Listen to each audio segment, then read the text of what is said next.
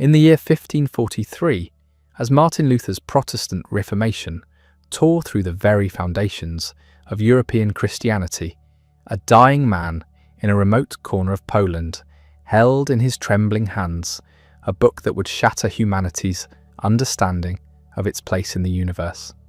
The book was called De Revolutionibus Orbium Coelestium, on the revolutions of the celestial spheres, and the man was Nicholas Copernicus. Legend tells us he received the first printed copy on his deathbed, perhaps even on the very day he died, May 24th, 1543. For decades he had hesitated to publish this work, knowing full well the earthquake it would unleash, and he was right to be afraid. Within those pages lay a simple yet revolutionary claim that would ignite centuries of scientific upheaval and religious controversy. The Earth, Copernicus declared, was not the centre of the universe. Instead, it was just another planet, spinning through space, orbiting the Sun, along with Mercury, Venus, Mars, Jupiter, and Saturn. To us today, this seems obvious, almost trivial. But in 1543, it was nothing short of heretical. It challenged not just scientific orthodoxy, but the very core of Christian theology, human dignity, and our understanding of God's creation. This is the story of the quiet canon who dared to move the earth itself, and in doing so, moved the entire course of human thought. But to understand the magnitude of what Copernicus achieved, we must first understand the world he was born into, a world where the heavens themselves seemed to proclaim that humanity stood at the centre of all creation. Picture Europe in the year 1473. Christopher Columbus has not yet sailed west to discover the New World. The printing press, invented by Gutenberg barely 20 years earlier, is still a marvel that most people have never seen. The Ottoman Empire is advancing toward the gates of Vienna. England and France are locked in their final struggles of the 100 Years' War. And in the intellectual centres of Christendom, scholars still debate questions using methods that would have been familiar to Thomas Aquinas 3 centuries before. Into this world, on February 19th, 1473, in the prosperous merchant city of Turin in Royal Prussia, a child was born who would fundamentally alter humanity's cosmic perspective. His parents named him Nicholas Copernicus, though history would remember him by the Latinized version of his name, Nicolaus Copernicus. The city of his birth sat along the Vistula River, a crucial trade route connecting the Baltic Sea to the heart of Poland. It was a place where German merchants, Polish nobles, and Prussian burghers mingled in the bustling markets, where ideas flowed as freely as the goods that moved through its warehouses. Nicholas was born into comfort and privilege. His father, also named Nicholas, was a successful copper merchant who had migrated to Turin from Krakow sometime in the 1450s. The family name itself, Copernicus, likely derived from the copper trade that had made them prosperous.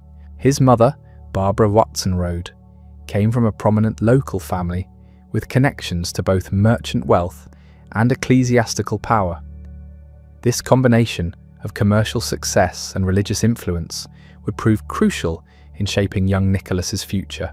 The Turin of Copernicus's childhood was a city caught between worlds. Politically, it belonged to Royal Prussia, which had recently freed itself from the control of the Teutonic Knights and placed itself under the protection of the Polish crown. Culturally, it remained heavily Germanic, with German serving as the language of commerce and administration.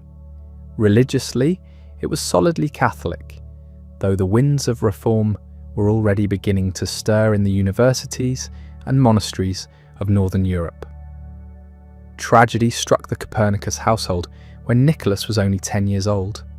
His father died suddenly in 1483, leaving Barbara to raise 4 children alone. But the family was not abandoned to poverty or obscurity. Barbara's brother, Lucas Watson-Rode, stepped in as guardian and patron. This was perhaps the most fortunate event in young Nicholas's life, for Lucas Watson-Rode was no ordinary uncle. He was a man of immense ambition, fierce intelligence, and growing ecclesiastical power who would soon become one of the most influential bishops in Poland. Lucas Watson-Rode had been educated at the universities of Krakow, Cologne, and Bologna, where he had earned degrees in both canon law and secular law. He was a humanist scholar, fluent in Latin, familiar with the latest developments in Renaissance learning, and possessed of the kind of sharp political instincts that allowed him to navigate the treacherous waters of church politics. When he looked at his orphan nephew, he saw not just a boy to be cared for, but potential to be cultivated. Under his uncle's guidance, Nicholas received an education that was extraordinary for its time. He was first sent to the cathedral school at Włocławek, where he learned Latin grammar, rhetoric, and the basics of mathematics and astronomy that formed the medieval quadrivium. But this was just preparation for greater things. In 1491, at the age of 18, Nicholas matriculated at the University of Krakow, one of the most prestigious centres of learning in Central Europe. The Krakow of the 1490s was experiencing a golden age of intellectual ferment. The university, founded in 1364, had recently been revitalized by a series of brilliant scholars who brought the latest humanist learning from Italy, while maintaining the rigorous scholastic traditions that had made medieval universities the guardians of knowledge. It was here that Nicholas first encountered the mathematical astronomy that would become his life's passion. Among his teachers was Albert Brudzewski, a mathematician and astronomer who had studied in Italy and brought back with him not just the latest astronomical texts, but something far more valuable, a critical approach to the ancient authorities.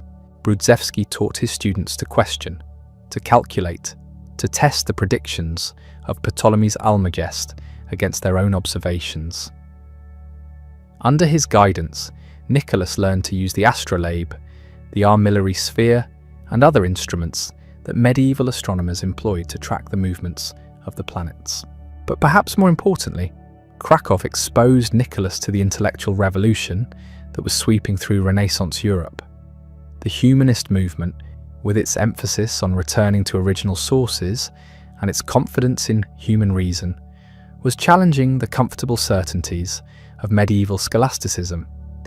In the libraries of Krakow, Nicholas encountered not just the standard medieval textbooks, but Greek manuscripts recently brought from Constantinople, new translations of ancient texts, and the latest works of Italian humanists who were revolutionizing fields from history to natural philosophy. It was during these years at Krakow that Nicholas first began to grapple with what astronomers called the problems of planetary theory. According to the system established by the ancient Greek astronomer Claudius Ptolemy in the 2nd century AD, the Earth stood motionless at the center of the universe, while the sun, moon, planets, and stars revolved around it in complex circular motions. This geocentric model had been refined and Christianized by medieval scholars, most notably by Thomas Aquinas, who had demonstrated that it was perfectly compatible with biblical teaching and Aristotelian philosophy. Yet for anyone who studied astronomy seriously, Ptolemy's system presented troubling difficulties. The planets did not move in simple circles around the Earth. Sometimes they appeared to slow down, stop, and even move backward against the background of stars before resuming their forward motion. To account for these retrograde motions, Ptolemy had invented an elaborate system of circles within circles, epicycles, and deferents that could predict planetary positions with reasonable accuracy, but violated the classical principle that celestial motions should be uniform and circular. Even more disturbing, different versions of Ptolemaic astronomy gave different predictions for planetary positions. The Alphonsine tables, compiled in the 13th century, disagreed with the calculations found in other astronomical handbooks. When Nicolaus and his fellow students attempted to verify these predictions through observation, they often found discrepancies that suggested something was fundamentally wrong with the entire system. These problems were not merely academic. Astronomy, in the late 15th century, was not just an abstract science but a practical necessity. The Church needed accurate astronomical calculations to determine the dates of Easter and other movable feasts. Physicians relied on astrological calculations to diagnose illness and prescribe treatments. Navigators were beginning to use celestial observations to find their way across uncharted oceans. When the fundamental astronomical system produced contradictory results, it created practical as well as theoretical crises. Nicolaus completed his studies at Krakow around 1495, but he did not take a degree. This was not uncommon among wealthy students who attended university for education rather than professional qualification. His uncle Lucas had grander plans for him than a mere bachelor's degree from a Polish university. In 1496, Lucas Watson-Rode was elected Bishop of Warmia, one of the most powerful ecclesiastical positions in Poland. Among his first acts was to arrange for his nephew to be appointed as a canon of Frombork Cathedral, a position that would provide Nicholas with a lifetime income and the leisure necessary for scholarly pursuits. But before taking up his cathedral duties, Nicholas was sent to Italy to complete his education in the manner befitting a Renaissance humanist. In the autumn of 1496, he enrolled at the University of Bologna as a student of canon law. This was ostensibly practical preparation for a career in church administration, but Bologna offered far more than legal training. It was one of the great centres of Renaissance learning, a place where the latest developments in mathematics, astronomy, natural philosophy, and humanist scholarship could be encountered in their most sophisticated forms. At Bologna, Nicholas lodged in the house of Domenico Maria Novara, the university's professor of astronomy. This arrangement, probably facilitated by his uncle's connections, proved to be one of the most important influences on his intellectual development. Novara was not just a teacher, but a practicing astronomer who maintained his own observatory and conducted regular observations of planetary motions. More crucially, he was a critic of Ptolemaic astronomy, who encouraged his students to question the ancient authorities and seek better explanations for celestial phenomena. Under Novara's guidance, Nicholas learned not just the techniques of mathematical astronomy, but the critical spirit that would eventually lead him to revolutionary conclusions. Together, they observed lunar eclipses, tracked the positions of planets, and measured the apparent motions of stars. They discovered that the astronomical tables in common use were seriously inaccurate, and that the Ptolemaic system, for all its mathematical sophistication, failed to provide reliable predictions of celestial events. During his years in Bologna, Nicholas also encountered the latest developments in humanist scholarship. The fall of Constantinople in 1453 had brought a flood of Greek manuscripts to Western Europe, including astronomical and mathematical texts that had been unknown during the Middle Ages. Among these was a work by Aristarchus of Samos, an ancient Greek astronomer who had proposed that the sun, not the earth, stood at the centre of the universe. This heliocentric hypothesis had been rejected by later ancient astronomers and was virtually unknown in medieval Europe. But its rediscovery planted a seed in Nicholas's mind that would eventually grow into his own revolutionary theory. The intellectual ferment of Renaissance Italy was intoxicating for a young scholar from the relatively provincial world of Northern Europe. In Bologna, Nicholas encountered not just new ideas but a new approach to learning itself. The humanists taught that truth was to be discovered not by accepting ancient authorities but by returning to original sources, by careful observation, and by the application of rigorous reason. This methodology, revolutionary in its implications, would prove essential to Copernicus's later achievements. Yet Bologna was just the beginning of Copernicus's Italian education. In 1501, he returned briefly to Warmia to formally take possession of his canonry at Frombork Cathedral, but this was merely a bureaucratic necessity. His uncle had already secured permission for him to continue his studies in Italy, this time at the University of Padua, where he would pursue a degree in medicine. The choice of medical studies was both practical and intellectually strategic. Canon law required that benefice holders contribute meaningfully to their communities, and a canon who was also a physician could serve both the spiritual and physical needs of his flock. But medicine in the early 16th century was inseparable from astronomy. Physicians diagnosed illness according to astrological principles, prescribing treatments based on the positions of planets and the phases of the moon. To be an effective doctor, one had to be a competent astronomer. Padua in the early 1500s was arguably the most intellectually dynamic university in Europe.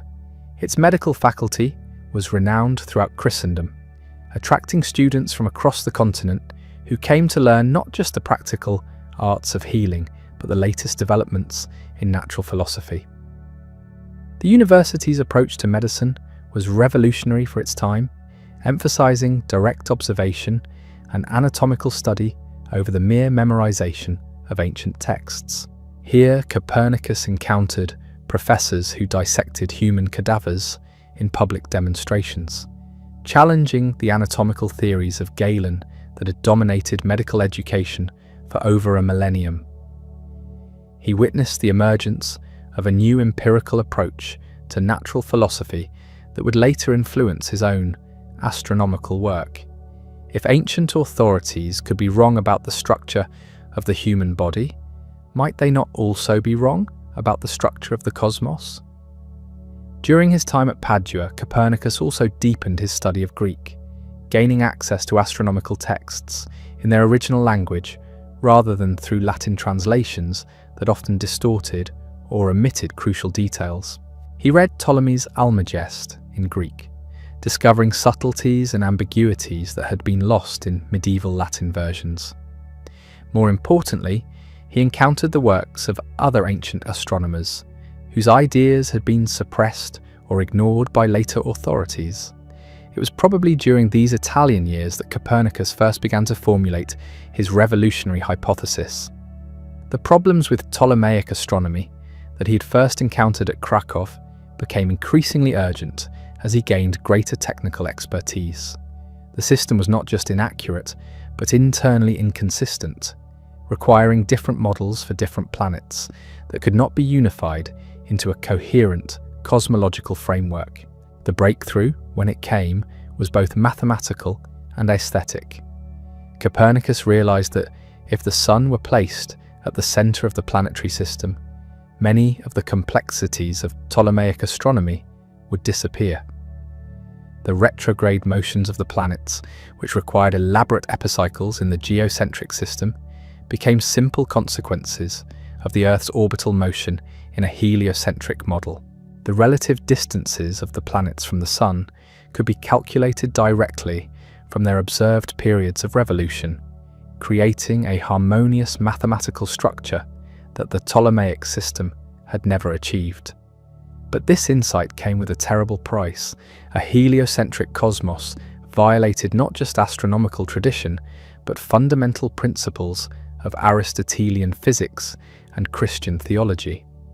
If the Earth moved, why did objects not fly off its surface? How could the same God who had created man in his image allow humanity to inhabit a wandering planet rather than the fixed center of creation?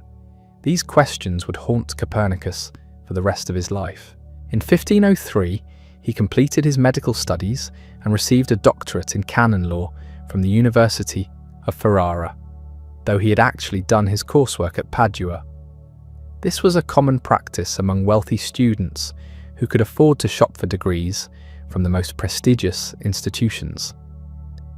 Armed with his Italian education and growing reputation as a scholar, Copernicus returned to Warmia to begin what would be 4 decades of service to his cathedral chapter. The Warmia to which he returned was a fascinating microcosm of the political and religious tensions that were reshaping Northern Europe. As an autonomous bishopric within the kingdom of Poland, it maintained its own government, military, and diplomatic relations while navigating the complex rivalries between Polish kings, Teutonic knights, and the emerging power of Prussia. Bishop Lucas Watson-Roeder, Copernicus's uncle and patron, was one of the most powerful men in the region, serving not just as spiritual leader, but as temporal ruler of a territory larger than many German principalities. Copernicus established himself in a tower of Frombork Cathedral that would serve as both his residence and his private observatory. From this vantage point overlooking the Vistula lagoon, he could observe the movements of planets and stars while fulfilling his duties as cathedral administrator, physician to the local community, and advisor to his uncle on matters of diplomacy and governance. The daily life of a cathedral canon in early 16th century Warmia was far removed from the monastic isolation that many imagine. Copernicus was responsible for managing vast agricultural estates, collecting rents and taxes, supervising the construction and maintenance of cathedral buildings, and representing the chapter in legal disputes. He served as his uncle's personal physician and diplomatic agent, travelling throughout Poland and Prussia on missions that required both medical expertise and political sophistication. These practical responsibilities might have consumed the energies of a lesser man, but Copernicus used them as opportunities to refine his understanding of mathematics, economics, and natural philosophy. When monetary inflation threatened the economic stability of Warmia, he wrote treatises on currency reform that demonstrated sophisticated understanding of economic theory. When military threats required the fortification of Frombork, he designed defensive systems that incorporated the latest developments in artillery and siege warfare. Yet throughout these busy decades, astronomy remained his deepest passion. Working alone in his tower observatory, using instruments he had constructed himself according to designs learned in Italy, Copernicus began the painstaking work of developing his heliocentric theory into a complete mathematical system. This was not merely a matter of replacing the Earth with the Sun at the center of the cosmos, but of recalculating the entire structure of planetary motions according to new principles. The work proceeded slowly, hampered by the limitations of his instruments and the difficulty of making accurate observations from a single location. Medieval astronomy had relied heavily on the observational records compiled by ancient and Islamic astronomers, but Copernicus wanted to base his system on fresh data collected according to his own rigorous standards. Night after night, year after year, he tracked the positions of planets, measured the apparent motions of stars, and recorded eclipses and conjunctions with meticulous precision. By 1510, he had developed his basic heliocentric model, sufficiently to share it with a small circle of trusted friends and correspondents. The document he circulated, known today as the Commentarius, or Little Commentary, was a brief sketch of his new astronomy, written in elegant Latin, but distributed only in manuscript form. In it, Copernicus outlined 7 fundamental principles that would govern his reformed astronomy, beginning with the revolutionary claim that the center of the universe lay near the Sun, not the Earth. The response to this preliminary work was mixed but encouraging.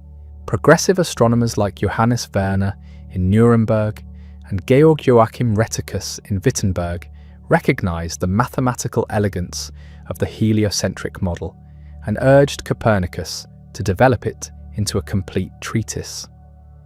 Conservative scholars, particularly those associated with the traditional universities, responded with skepticism or outright hostility. The Catholic Church, preoccupied with the growing threat of Lutheran heresy, had not yet focused its attention on astronomical questions, but some theologians were already expressing concern about the theological implications of a moving Earth. Copernicus himself remained deeply ambivalent about publication. He was acutely aware that his theory contradicted not just scientific orthodoxy, but fundamental assumptions about the nature of reality that had guided Western thought for over a millennium. Unlike many later scientific revolutionaries, he had no desire for controversy or fame. His goal was truth, not notoriety, and he feared that premature publication might subject his work to misunderstanding or persecution before it could be properly evaluated by competent judges. This caution was reinforced by the political and religious upheavals that were convulsing Europe during the early decades of the 16th century. Martin Luther had posted his 95 Theses in 1517, launching the Protestant Reformation that would split Western Christianity permanently. The Holy Roman Empire was locked in military struggle with the expanding Ottoman Empire. The discovery of the New World was forcing Europeans to reconsider their understanding of geography, anthropology, and theology. In such turbulent times, Copernicus had no desire to add astronomical revolution to the list of challenges facing established authority. Yet despite his reluctance to publish, Copernicus could not abandon the work that had consumed his intellectual life.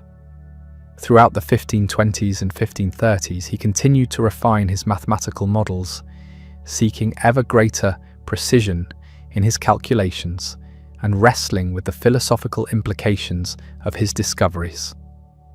The heliocentric theory was not simply an alternative to Ptolemaic astronomy. It demanded a complete reconceptualization of humanity's relationship to the cosmos. The mathematical challenges alone were staggering. While placing the sun at the center eliminated many of the artificial complexities of geocentric astronomy, it created new problems that required innovative solutions. Copernicus had to account for the fact that stellar parallax, the apparent shifting of star positions that should result from Earth's orbital motion, was not observable with the instruments of his time. His solution was to propose that the stars were so incredibly distant that parallax effects were too small to detect, a conclusion that implied a universe far vaster than anyone had previously imagined. He also grappled with questions of planetary motion that would not be fully resolved until Kepler's discovery of elliptical orbits decades later. Working within the classical assumption that celestial motions must be perfectly circular, Copernicus still required epicycles and complex geometrical constructions to match his theoretical predictions with observed planetary positions. His final system, while far more elegant than Ptolemy's in its overall conception, was scarcely less complex in its mathematical details. The work demanded not only mathematical sophistication, but physical courage. Each night spent observing in his tower observatory was a risk not just from the harsh Baltic climate, but from the suspicion of neighbours who whispered about the cannon's strange nocturnal activities. Medieval and Renaissance Europe was filled with stories of scholars who had made pacts with demons to gain forbidden knowledge, and astronomy was particularly suspect because of its association with astrology and magic. More than once, Copernicus found himself defending his observations against accusations of sorcery or heresy, or the intellectual isolation was perhaps even more challenging than the physical dangers. Unlike modern scientists who work within established communities of researchers, Copernicus laboured essentially alone, with only occasional correspondence from distant scholars to validate his efforts. The nearest major astronomical centre was Vienna, weeks away by dangerous travel through territories frequently ravaged by Ottoman raids. Most of his theoretical insights had to be developed through solitary reflection, tested against his own observations, and refined through years of patient calculation. As the decades passed, Copernicus began to suffer from the ailments that commonly afflicted scholars of his era. Hours spent hunched over calculations by candlelight weakened his eyesight and strained his back. The cold, damp climate of the Baltic coast aggravated respiratory problems that would eventually contribute to his death. His hair had long since turned white, his face lined with the marks of a lifetime spent in intense concentration. Yet his mind remained sharp, his dedication to astronomical truth unwavering. By 1530, he had completed the essential framework of what would become De Revolutionibus. The treatise had grown far beyond the brief outline of the Commentariolus into a comprehensive work of mathematical astronomy that rivaled Ptolemy's Almagest in scope and technical sophistication. Book after book developed the implications of heliocentric theory, providing detailed calculations for planetary motions, explanations of celestial phenomena, and philosophical arguments for the new cosmology. Yet still he hesitated to publish. The manuscript sat in his tower room, occasionally shared with visiting scholars or sent in portions to correspondents, but never committed to the permanent form of print. Part of his reluctance stemmed from perfectionism, the scholar's eternal desire to refine and improve his work before exposing it to criticism. Part reflected genuine concern about religious and political persecution, as the Reformation had made all intellectual innovation suspect to both Catholic and Protestant authorities. But perhaps the deepest source of his hesitation was the magnitude of what he was proposing. Copernicus understood better than anyone that his theory implied a fundamental revolution in human self-understanding. For over 1,000 years, Christian cosmology had placed Earth at the centre of creation, with humanity as the crown of God's work dwelling at the focal point of divine attention. The heliocentric theory suggested instead that Earth was merely one planet among others, orbiting an ordinary star in what might be an infinite universe filled with countless other worlds. The theological implications were staggering. If Earth was not the centre of creation, what did that mean for the doctrine of the Incarnation? Had Christ died for the sins of one world among many, or were there other incarnations on other planets? If the universe was infinite, where was heaven? If the stars were distant suns, might they have their own planets, their own forms of life? These questions, barely imaginable in Copernicus's time, would torment theologians for centuries to come. The scientific implications were equally revolutionary. Aristotelian physics, which had dominated European natural philosophy for 3 centuries, was based on the assumption that Earth was the natural centre toward which all heavy objects fell. If Earth was moving through space, entirely new principles of motion would be needed to explain why objects did not fly off its surface. The very concept of natural place, fundamental to medieval understanding of the physical world, would have to be abandoned. As Copernicus entered his final decade, external pressures began to mount for publication of his great work. Scholars across Europe had heard rumours of the heliocentric theory and were eager to examine it in detail. Some, like Cardinal Nicolaus von Schönberg in Rome, actively encouraged him to make his discoveries public, arguing that truth should not be hidden from the world. Others, including Protestant reformers, who saw Catholic astronomy as another example of papal corruption, pressed him to publish as a blow against ecclesiastical authority. The decisive intervention came from an unexpected source. In 1539, a young German mathematician named Georg Joachim Rheticus arrived in Frombork, having travelled hundreds of miles specifically to study with Copernicus.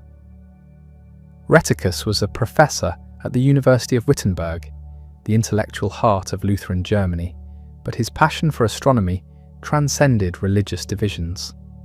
He had read the Commentariolus and understood immediately that Copernicus had achieved something unprecedented in the history of science. Rheticus spent over 2 years in Frombork, working closely with the aging canon to understand every aspect of the heliocentric theory. He served as more than just a student, becoming Copernicus's collaborator, advocate, and eventually the agent who would bring De Revolutionibus to publication. Under Rheticus's enthusiastic encouragement, Copernicus began to overcome his long-standing reluctance to make his work public. In 1540, Rheticus published his own account of Copernican theory, the Narratio Prima, or first account, which served as a kind of advance advertisement for the complete work. Written with the clarity and enthusiasm of a gifted teacher, the Narratio Prima explained the basic principles of heliocentric astronomy in accessible language while emphasizing its mathematical advantages over traditional geocentric models. The response was sufficiently positive to convince Copernicus that his complete treatise might be received with scholarly interest rather than immediate condemnation. Yet even as publication plans moved forward, Copernicus continued to refine and revise his manuscript. The work had grown into 6 books, covering every aspect of astronomical theory and practice. The first book established the philosophical foundations of heliocentric cosmology, arguing that the apparent daily rotation of the heavens could be more simply explained by Earth's rotation on its axis. The second book provided a comprehensive catalogue of stars, updated from ancient sources with Copernicus's own observations. The remaining books developed detailed mathematical models for the motions of the Sun, Moon, and planets, according to heliocentric principles. The mathematical content was formidable, requiring readers to master complex geometrical proofs and trigonometric calculations that challenged even professional astronomers. Copernicus wrote for an elite audience of scholars and practitioners who could appreciate both the technical innovations and the broader implications of his work. He made no attempt to popularize his ideas or make them accessible to general readers, understanding that such revolutionary concepts required careful presentation to avoid misunderstanding or misrepresentation. As word of the impending publication spread through European intellectual circles, reactions began to crystallize along predictable lines. Progressive mathematicians and astronomers generally welcomed the prospect of a new theoretical framework that might resolve the long-standing problems of planetary theory. Conservative scholars and theologians expressed alarm at the prospect of abandoning cosmological principles that had guided Christian thought since the time of Augustine. Political authorities, both secular and religious, watched nervously as another potentially disruptive innovation prepared to challenge established order. The printing of De Revolutionibus began in Nuremberg in 1542 under the supervision of Andreas Osiander, a Lutheran theologian and mathematician who had been recommended by Rheticus. Osiander was sympathetic to astronomical reform, but deeply concerned about the religious controversy that might result from presenting heliocentric theory as literal truth rather than mathematical hypothesis. Without consulting Copernicus, he added an anonymous preface suggesting that the book's contents should be understood as convenient mathematical fictions rather than claims about physical reality. This editorial intervention would create confusion and controversy for decades to come. Readers who encountered only Osiander's preface might conclude that Copernicus himself regarded his theory as merely a computational device, while those who studied the main text would find clear statements that the Earth really does move around the Sun. The resulting ambiguity may have protected the work from immediate suppression, but it also undermined the revolutionary force of Copernicus's argument. Meanwhile, in his tower at Frombork, Copernicus was entering his final illness. Decades of scholarly labour, combined with the natural infirmities of age, had left him increasingly frail and bedridden. He suffered what appears to have been a series of strokes that gradually robbed him of mobility and speech, while leaving his mind largely intact. As spring turned to early summer, in 1543, it became clear that his life was drawing to a close. The first printed copies of De Revolutionibus arrived from Nuremberg just as Copernicus lay dying. According to the account left by his disciple and physician, he was able to hold the book and perhaps even comprehend that his life's work had finally achieved the permanence of print. Whether he was aware of Osiander's unauthorized preface remains unknown, but the sight of his completed treatise may have provided some measure of satisfaction in his final hours. On May 24th, 1543, as the afternoon light faded across the Vistula lagoon, Nicholas Copernicus drew his final breath. The man who had dared to move the earth itself passed quietly from the world he had revolutionized.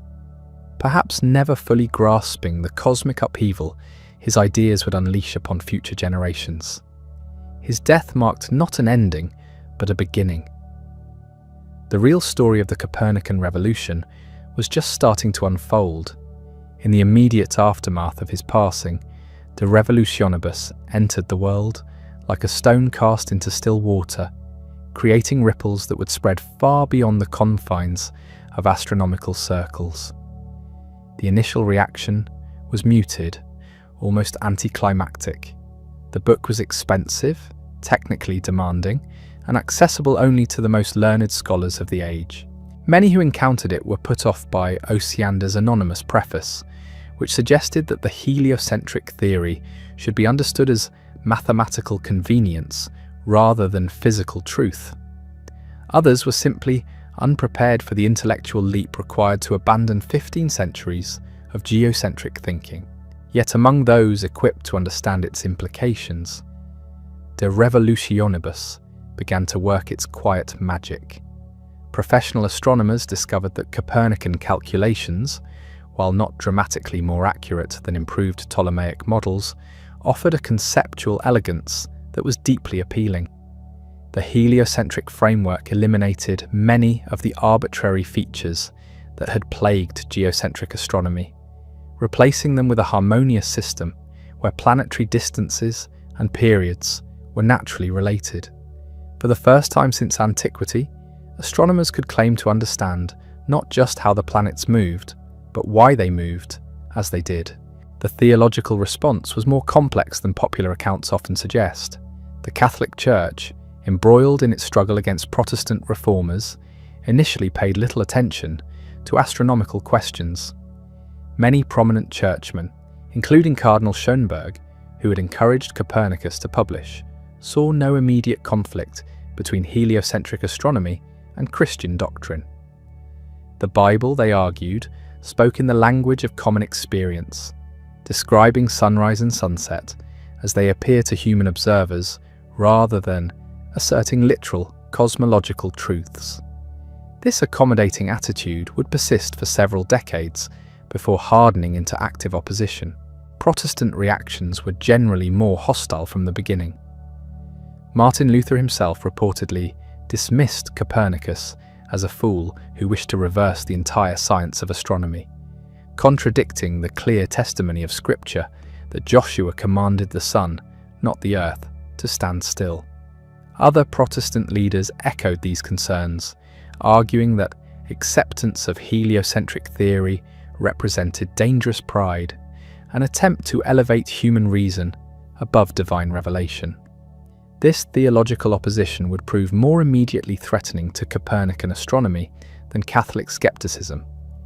The scientific community's response revealed the complex dynamics of intellectual change in Renaissance Europe.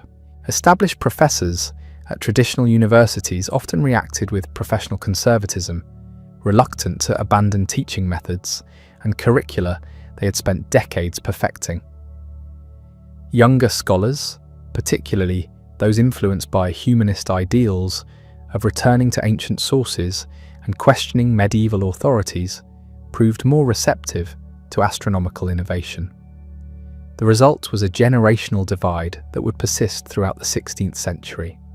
Perhaps the most significant early convert to Copernican astronomy was Erasmus Reinhold, professor of mathematics at the University of Wittenberg. Despite the Protestant hostility to heliocentric theory, Reinhold recognized the computational advantages of Copernicus's mathematical methods. In 1551, he published the Prussian Tables, a new set of astronomical calculations based on Copernican principles.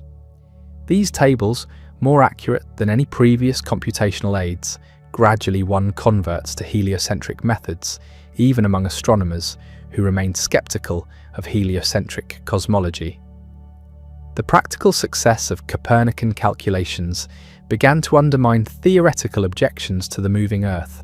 The generation that followed Copernicus's death would witness the emergence of the first true disciples of heliocentric astronomy. Rheticus, who had done so much to bring De Revolutionibus to publication, spent the remainder of his career developing and defending Copernican theory. He recognized that the mathematical framework provided by Copernicus was incomplete and required extensive refinement to achieve its full potential. Working with improved observational data and more sophisticated computational techniques, Rheticus and his students began the long process of transforming Copernican astronomy from revolutionary hypothesis into established science. The geographical spread of Copernican ideas followed the networks of scholarly communication that connected Renaissance Europe's intellectual centers. From Wittenberg, the theory spread to other German universities, where Protestant scholars proved surprisingly willing to adopt Copernican computational methods while maintaining theological reservations about the moving Earth. Italian universities, with their strong traditions of mathematical astronomy, provided another crucial center of Copernican influence.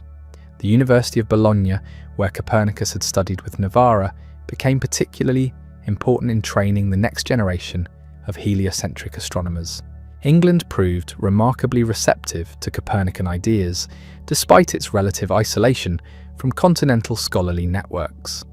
Thomas Digges, an English mathematician and astronomer, not only accepted the heliocentric theory, but extended it in revolutionary directions. In 1576, he published a translation of the cosmological sections of De Revolutionibus, accompanied by a remarkable diagram showing the stars scattered throughout infinite space, rather than confined to a single celestial sphere. This vision of an infinite universe filled with countless stars was perhaps even more radical than Copernicus's original proposal, and it would profoundly influence later astronomical thought. The practical applications of Copernican astronomy extended far beyond the academic world of universities and observatories. Navigation, increasingly important as European powers established global trading networks and colonial empires, required accurate astronomical calculations. The improved precision of Copernican-based tables made them valuable tools for sailors and cartographers, regardless of their theoretical beliefs about cosmic structure. Calendar reform, a pressing issue for both Catholic and Protestant churches, also benefited from Copernican computational methods. The Gregorian calendar, promulgated by Pope Gregory XIII in 1582, relied heavily on astronomical calculations derived from Copernican principles. Military applications provided another avenue for the spread of heliocentric ideas. Artillery, the dominant military technology of the 16th century, required mathematical expertise for effective use. Many of the mathematicians employed by princes and generals to calculate cannon trajectories were also competent astronomers who appreciated the elegance of Copernican theory. Through these practical channels, heliocentric concepts penetrated into social circles that might otherwise have remained hostile to astronomical innovation. The printing revolution that had made De Revolutionibus possible continued to amplify Copernican influence throughout the later 16th century. Popular astronomical textbooks began to present heliocentric theory as a legitimate alternative to traditional geocentric models, even when their authors remained personally uncommitted to the moving Earth. This neutral presentation allowed readers to encounter Copernican ideas without the theological and philosophical baggage that had initially hindered their acceptance. Gradually, heliocentrism began to seem less like dangerous heresy and more like interesting hypothesis. The emergence of new astronomical instruments also played a crucial role in validating Copernican theory. The development of more precise observational tools allowed astronomers to detect phenomena that geocentric models could not easily explain, but that followed naturally from heliocentric principles. The discovery of the phases of Venus, the moons of Jupiter, and the detailed structure of the Milky Way would eventually provide overwhelming evidence for the Copernican worldview, though these observations lay beyond the technological capabilities of Copernicus's own era. Perhaps most importantly, the generation following Copernicus witnessed the emergence of a new conception of scientific method that was perfectly suited to evaluating heliocentric claims. Francis Bacon's empirical philosophy and Galileo's mathematical approach to natural philosophy provided intellectual frameworks that emphasized observation, experiment, and mathematical analysis over traditional appeals to ancient authority. Within these new methodological contexts, Copernican astronomy appeared not as dangerous innovation, but as exemplary science. The social and cultural impact of Copernican ideas extended far beyond the technical details of planetary theory. The concept of a moving Earth challenged fundamental assumptions about humanity's place in creation that had shaped European thought for over a millennium.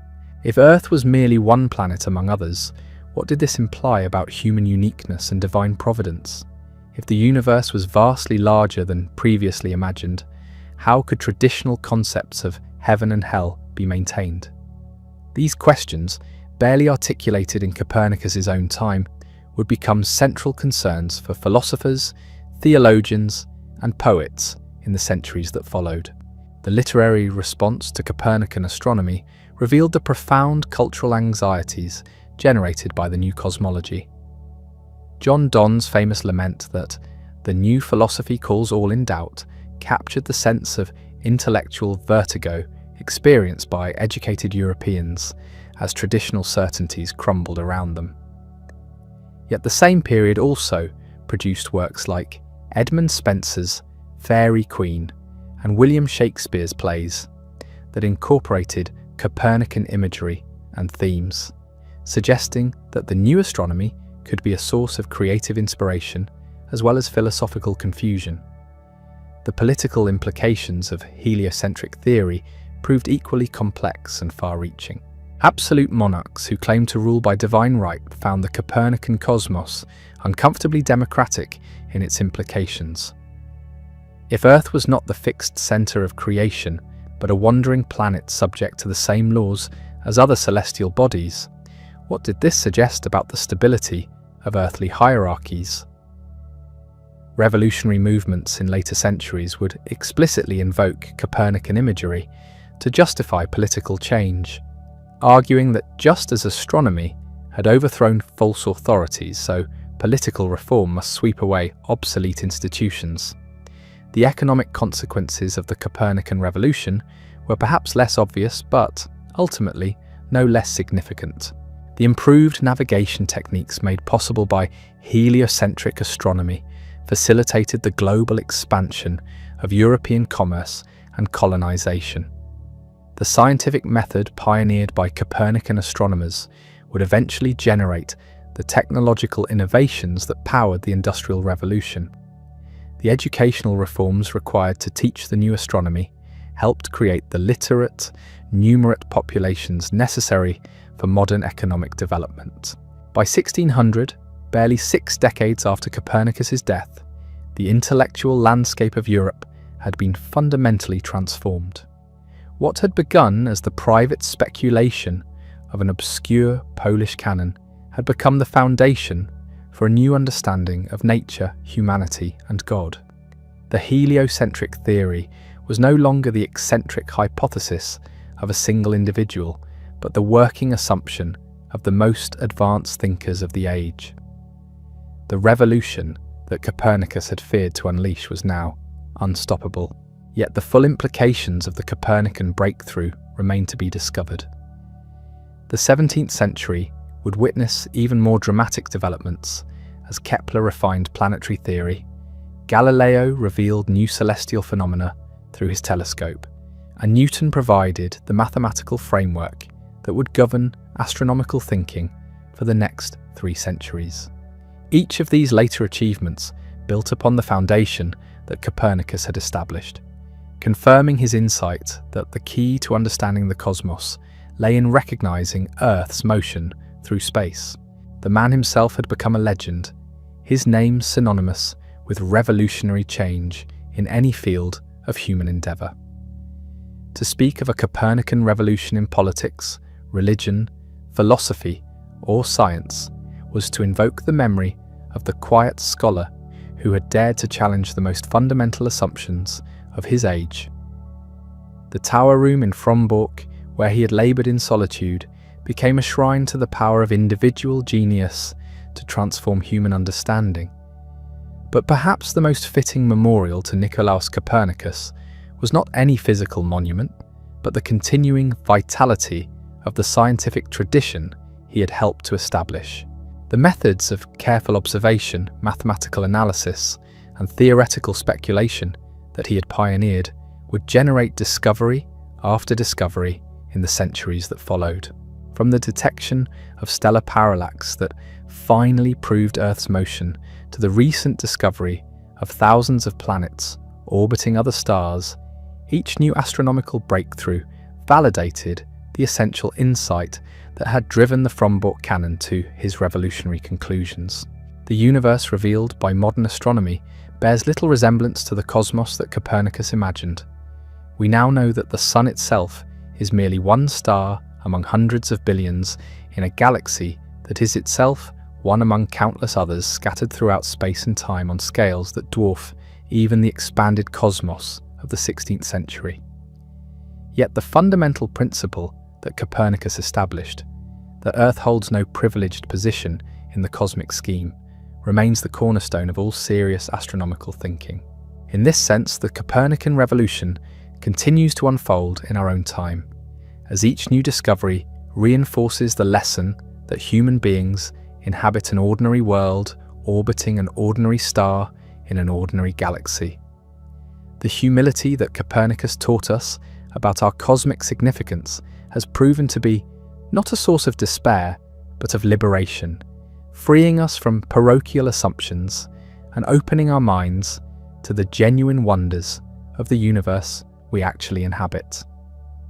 The story of Nicolaus Copernicus is ultimately the story of how a single human mind, armed with nothing more than careful observation, mathematical reasoning, and intellectual courage, can reshape humanity's understanding of reality itself.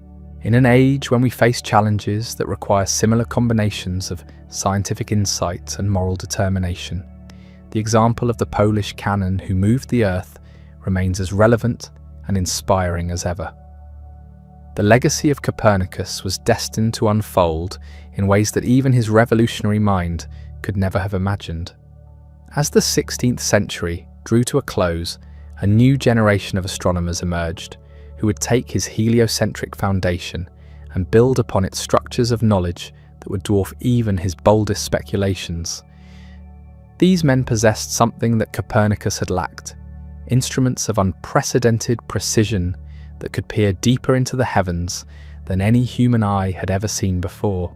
In the imperial court of Prague, a strange and brilliant German mathematician named Johannes Kepler was wrestling with observational data that defied every attempt at explanation within the framework of perfect circular motions.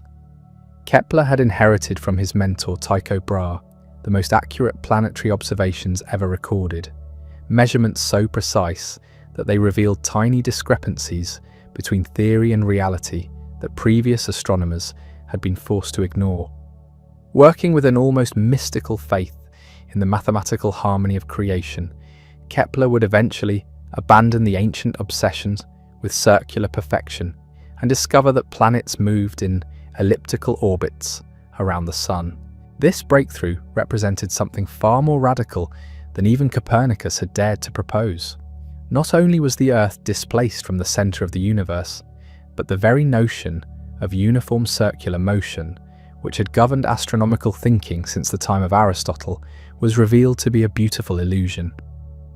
The planets swept through space in oval paths, speeding up as they approached the Sun, and slowing down as they receded, following mathematical laws that related their orbital periods to their distances with crystalline precision. Meanwhile, in the Italian city of Padua, where Copernicus had once studied medicine, another revolutionary was preparing to shatter the last defences of the ancient worldview. Galileo Galilei had heard rumours of a remarkable Dutch invention, a device that used curved glass lenses to make distant objects appear closer and larger. Working with characteristic ingenuity, Galileo improved upon these crude telescopes and became the first human being to systematically study the heavens with artificial enhancement of his vision. What he saw through his telescope in those first magical nights of 1609 and 1610 provided the final proof that the Copernican cosmos was not merely mathematically convenient but physically real.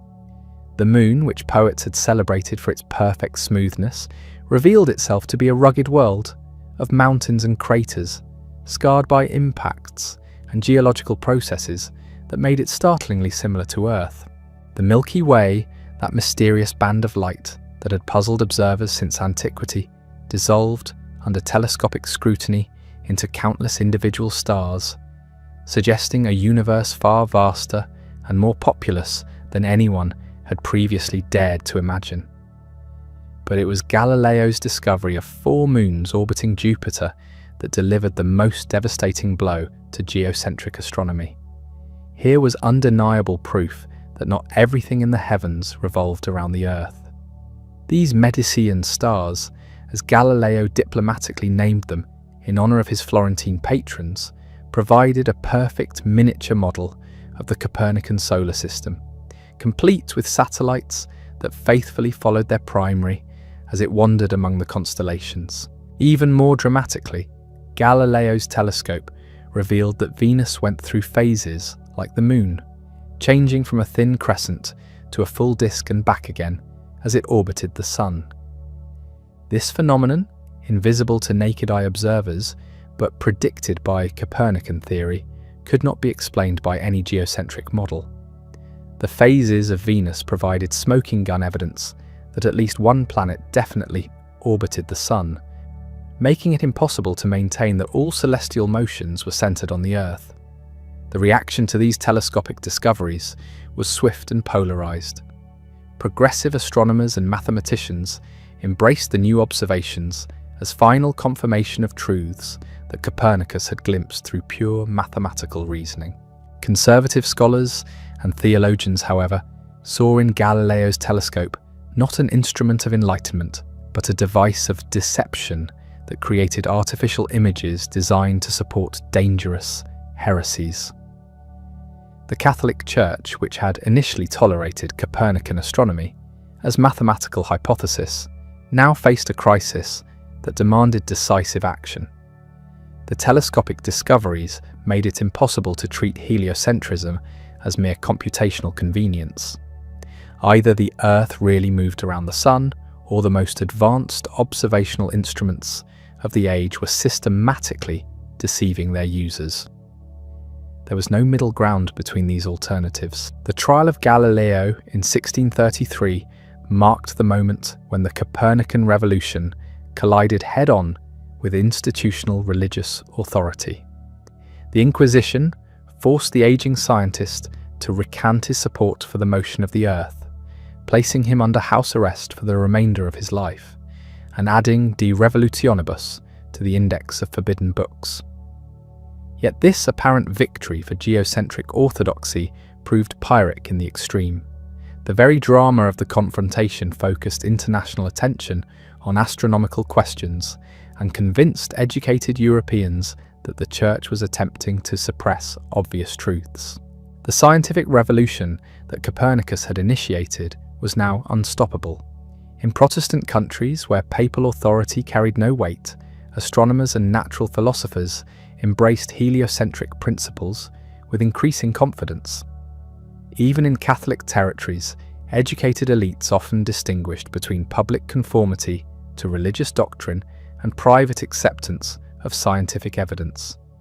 The underground circulation of banned astronomical works ensured that Copernican ideas continued to spread despite official prohibition. The mathematical framework established by Copernicus and refined by Kepler created the foundation for an even more revolutionary development that would complete the transformation of natural philosophy. Isaac Newton, working in the intellectual freedom of post-revolutionary England, recognized that the same mathematical laws that governed planetary motions also applied to terrestrial phenomena like falling apples and ocean tides. Newton's Principia Mathematica, published in 1687, provided the grand synthesis that unified celestial and terrestrial physics under a single set of mathematical principles. The law of universal gravitation explained not only why planets orbited the Sun in elliptical paths, but also why objects fell toward the Earth's surface, why the Moon's gravity caused tides, and why comets followed predictable trajectories through the solar system. For the first time in human history, a single mathematical theory could account for virtually all observed motions in the physical universe. This Newtonian synthesis represented the ultimate vindication of the Copernican approach to natural philosophy. The same mathematical methods that had revealed the sun-centered structure of the solar system now proved capable of explaining phenomena ranging from the precession of Mercury's orbit to the shape of the Earth itself. The universe emerged from Newton's work as a vast machine governed by precise mathematical laws that human reason could discover and understand. The implications extended far beyond astronomy and physics. If mathematical analysis could reveal the hidden laws governing planetary motions, might similar methods unlock the secrets of chemistry, biology, psychology, and human society? The 18th century witnessed an explosion of confidence in human reason that directly traced its lineage to the astronomical discoveries pioneered by Copernicus. Philosophers like Voltaire and Diderot celebrated Newton as the prophet of a new age, in which superstition would yield to science and arbitrary authority would crumble before the advance of knowledge. The Enlightenment's faith in progress, reason, and human dignity drew much of its inspiration from the spectacular success of mathematical astronomy in revealing the true structure of the cosmos. Yet the cultural impact of the Copernican revolution extended far beyond the optimistic rationalism of Enlightenment philosophy. Romantic poets and artists found in the new astronomy a source of sublime terror as well as intellectual excitement.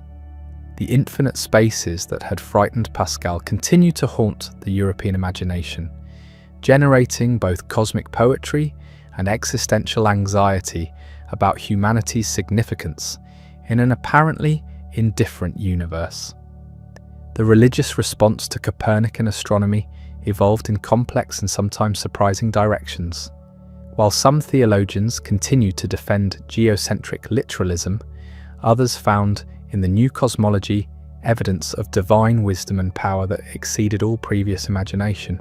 The intricate mathematical laws that governed planetary motions seemed to reveal a creator whose intelligence surpassed human comprehension.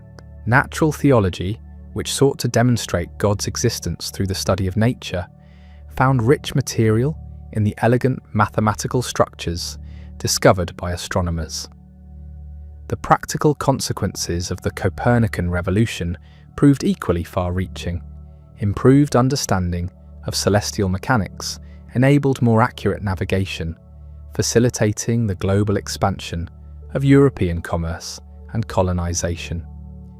The scientific method pioneered by astronomers gradually spread to other fields of inquiry, generating the technological innovations that would eventually power the Industrial Revolution.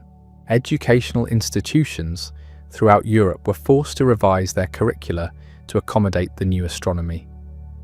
Medieval scholastic methods, which had emphasized the memorization of ancient authorities, gave way to approaches that stressed observation, experiment, and mathematical analysis.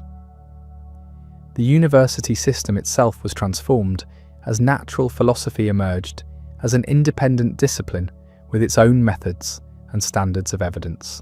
The democratization of astronomical knowledge through popular books, lectures, and demonstrations helped create an educated public that was comfortable with scientific reasoning and skeptical of traditional authorities. This cultural shift would prove crucial to the political revolutions of the late 18th and early 19th centuries, as populations that had learned to question cosmological orthodoxies proved willing to challenge political and social hierarchies as well. The 19th century brought new astronomical discoveries that further validated and extended Copernican principles. The detection of stellar parallax finally provided direct proof of Earth's orbital motion, confirming what Copernicus had predicted 3 centuries earlier. The discovery of Neptune through mathematical analysis of Uranus's orbit demonstrated the predictive power of Newtonian mechanics. Spectroscopic analysis revealed that the Sun and stars were composed of the same chemical elements found on Earth, reinforcing the Copernican insight that celestial and terrestrial realms obeyed the same natural laws. As the 20th century dawned, astronomers began to realize that even the expanded cosmos revealed by telescopic observation represented only a tiny fraction of physical reality. The Milky Way, long thought to encompass the entire universe, proved to be merely one galaxy among billions scattered throughout space, on scales that dwarfed even the boldest speculations of earlier centuries. The universe itself appeared to be expanding, carrying distant galaxies away from us at velocities that approach the speed of light. These discoveries, culminating in our current understanding of cosmic evolution from an initial Big Bang through billions of years of stellar and galactic formation, represent the ultimate extension of the intellectual revolution that Copernicus had initiated. Each new revelation about the nature and scale of the universe has reinforced his fundamental insight that Earth occupies no privileged position in the cosmic scheme. The search for planets orbiting other stars, which remained purely speculative until the 1990s, has now revealed thousands of worlds circling distant suns.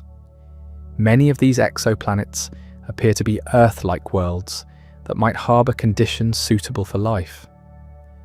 The possibility that we share the universe with countless other forms of intelligence represents the latest chapter in the ongoing expansion of cosmic perspective that began with a Polish canon's mathematical analysis of planetary motions. Modern space exploration has provided the most dramatic vindication imaginable of Copernican principles. Human beings have literally left Earth's surface and observed our planet from space, seeing with their own eyes the blue marble that Copernicus could only envision through mathematical reasoning. Robotic spacecraft have visited every planet in the solar system, confirming that they are indeed worlds in their own right, rather than mere points of light wandering against the stellar background. The technological civilization that makes such achievements possible owes its existence to the scientific revolution that Copernicus initiated.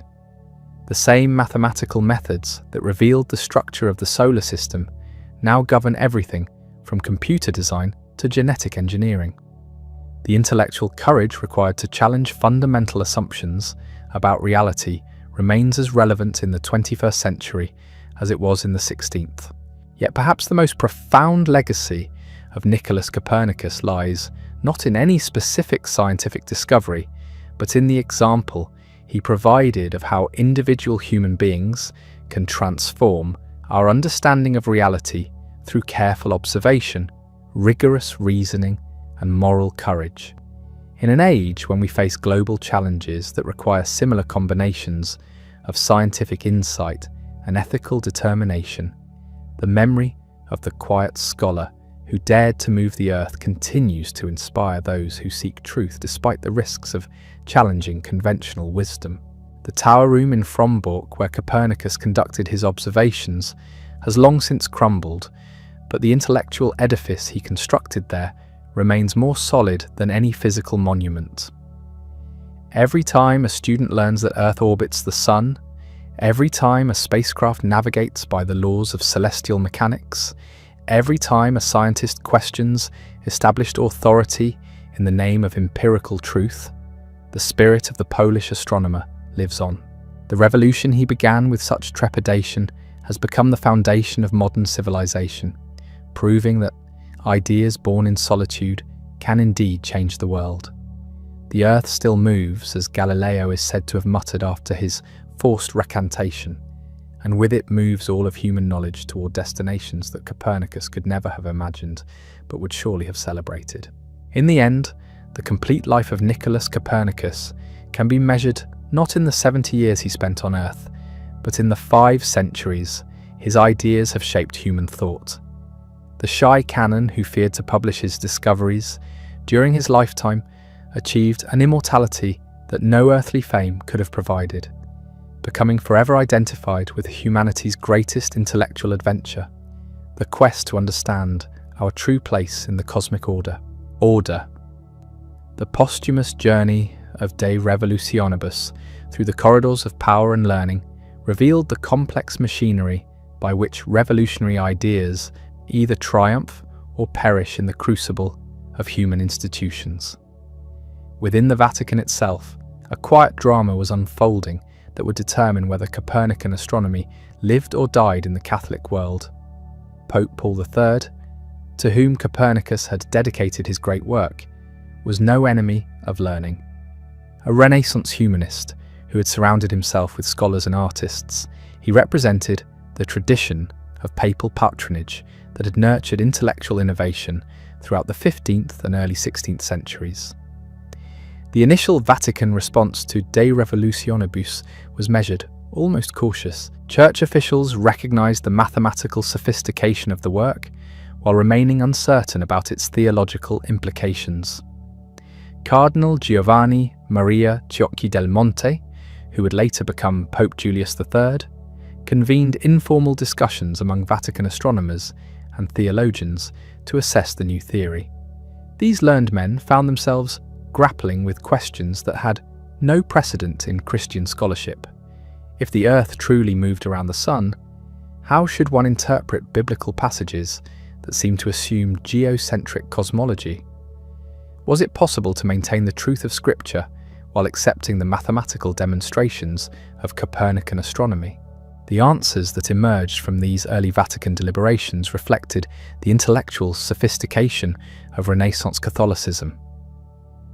Many church scholars argued that biblical language should be understood as accommodating human perception rather than teaching cosmological truth. When Scripture spoke of sunrise and sunset, it described phenomena as they appeared to earthly observers, not as they existed in absolute reality. This principle of accommodation, which had ancient roots in patristic theology, provided a potential bridge between heliocentric astronomy and Christian doctrine. More troubling were the philosophical implications of the moving earth. Medieval theology had constructed an elaborate cosmological system that placed humanity at the physical and moral center of creation. Hell lay beneath the earth's surface, heaven beyond the sphere of fixed stars, and the various celestial spheres served as dwelling places for angels and blessed souls. If Earth became merely one planet among others, this entire spiritual geography would require fundamental reconstruction. Some theologians found this prospect liberating rather than threatening.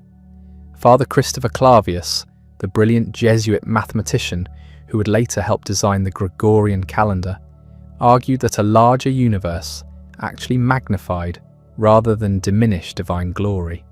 If God had created countless worlds, and perhaps countless forms of life, this demonstrated infinite creative power rather than cosmic parsimony.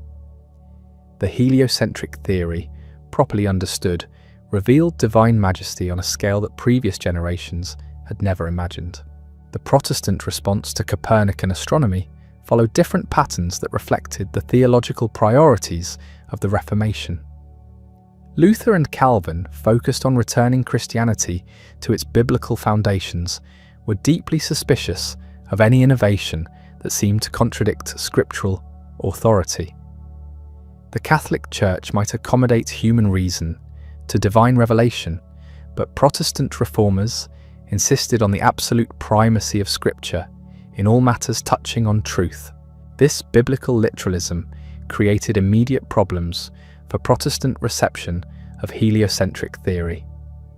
The Old Testament clearly described Joshua commanding the sun to stand still, not the earth, to cease its rotation. The psalmist celebrated a God who had established the earth so firmly that it could never be moved. For Protestant theologians committed to scriptural inerrancy, these passages seem to provide definitive refutation of Copernican claims.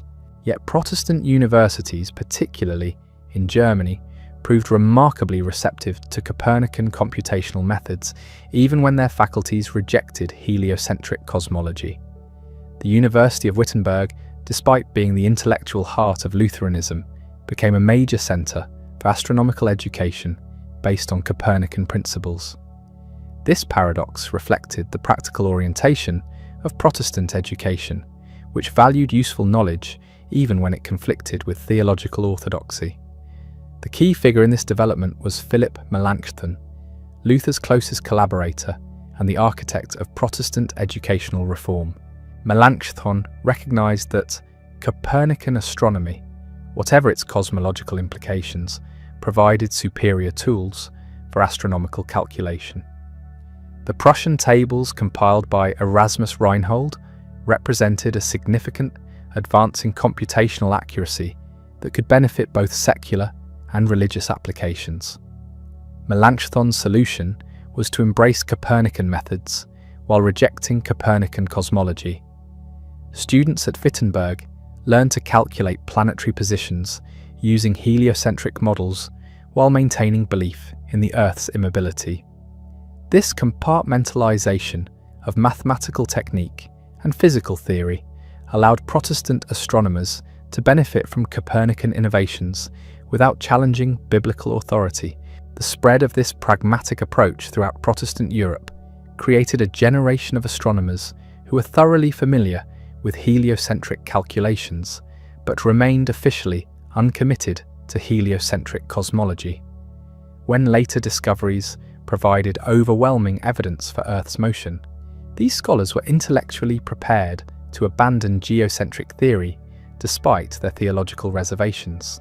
The imperial court of Charles V, ruler of the Holy Roman Empire and defender of Catholic orthodoxy throughout Europe, provided another crucial venue for early discussions of Copernican theory. Charles maintained a court astronomer, Johannes Stoeffler, who was among the first to receive copies of De Revolutionibus. Stoeffler's initial assessment was cautiously positive, praising the mathematical innovations while expressing uncertainty about the physical claims. Charles himself, despite his reputation as a conservative defender of traditional authority, showed surprising interest in astronomical questions. The emperor's vast domains required accurate calendrical calculations for administrative purposes, and the improved precision of Copernican methods offered practical advantages that transcended theological concerns. Imperial bureaucrats quietly began incorporating Copernican calculations into their work, while avoiding public statements about cosmological questions. This pattern of practical adoption, coupled with theoretical agnosticism, became common throughout 16th century Europe. Navigators used improved astronomical tables without concerning themselves with the theoretical foundations of the calculations. Military engineers employed mathematicians trained in Copernican methods to calculate artillery trajectories. Physicians continued to cast horoscopes using computational techniques derived from heliocentric astronomy. The printing industry played a crucial role in disseminating Copernican ideas beyond the narrow circle of professional astronomers.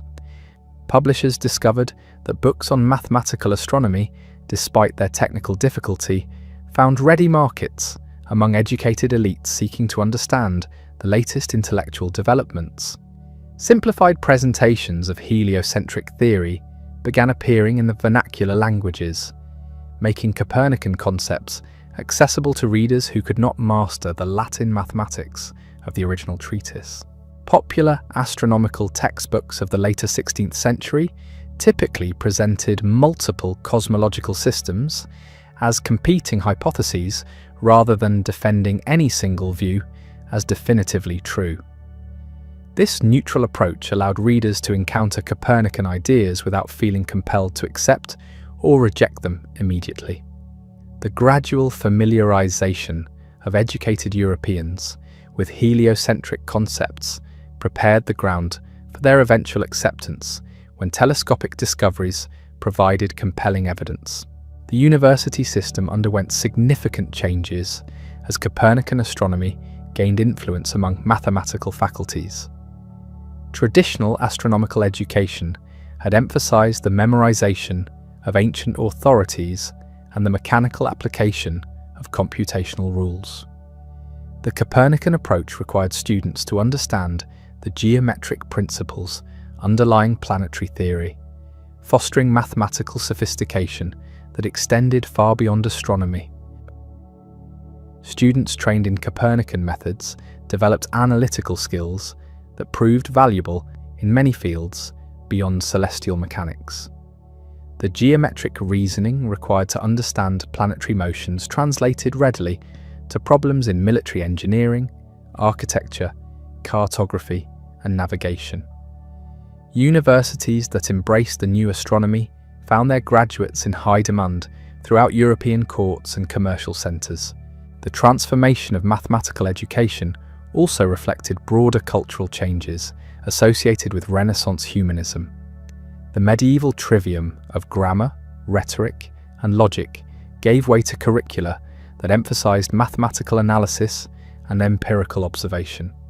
Students learned to question traditional authorities and evaluate competing hypotheses based on observational evidence rather than textual authority. This methodological revolution extended far beyond astronomy, influencing approaches to medicine, natural history, mechanics, and even theology. The critical spirit fostered by Copernican astronomy contributed to the broader intellectual ferment that would eventually generate the scientific revolution of the 17th century.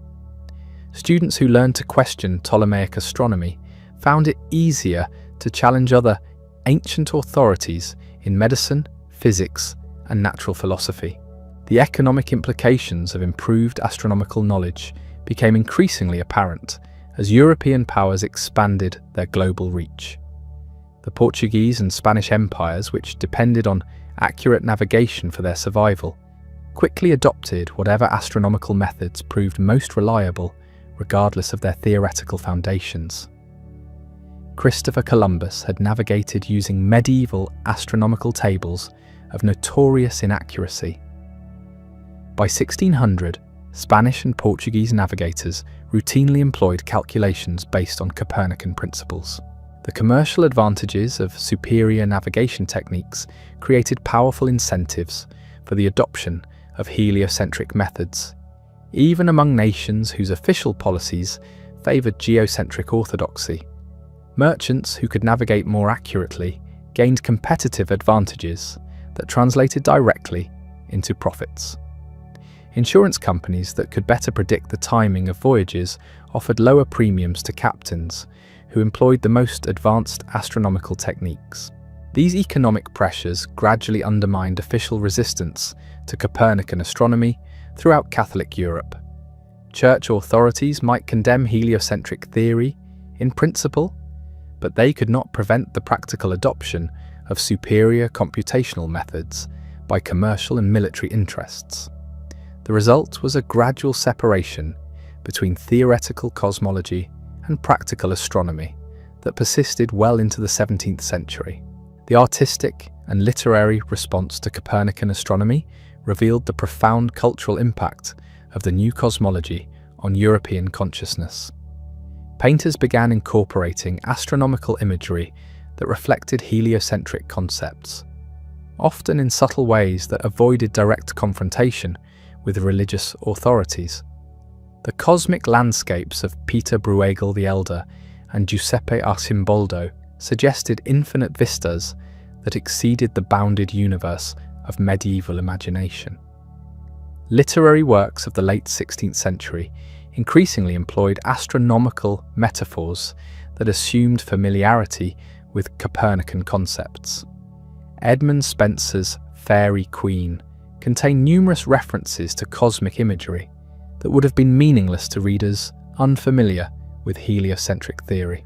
Christopher Marlowe's Dr. Faustus explored themes of cosmic ambition and the dangers of forbidden knowledge that clearly reflected contemporary debates about astronomical innovation.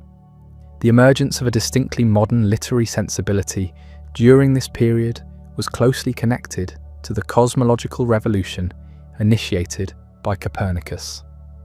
Writers who had absorbed the implications of a moving Earth found themselves inhabiting a universe that was simultaneously more magnificent and more terrifying than the cozy cosmos of their predecessors.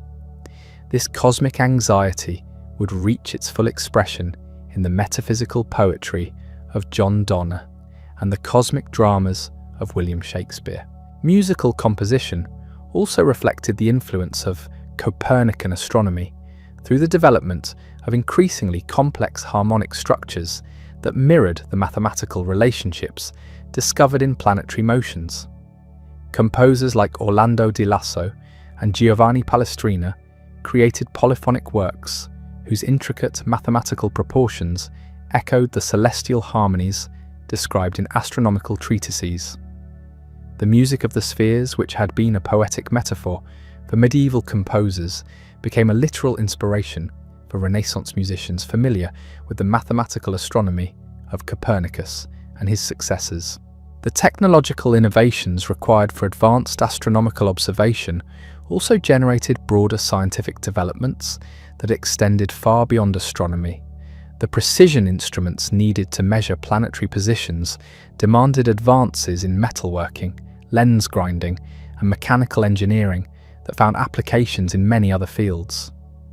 Clockmaking, in particular, benefited enormously from the technical expertise developed by astronomical instrument makers.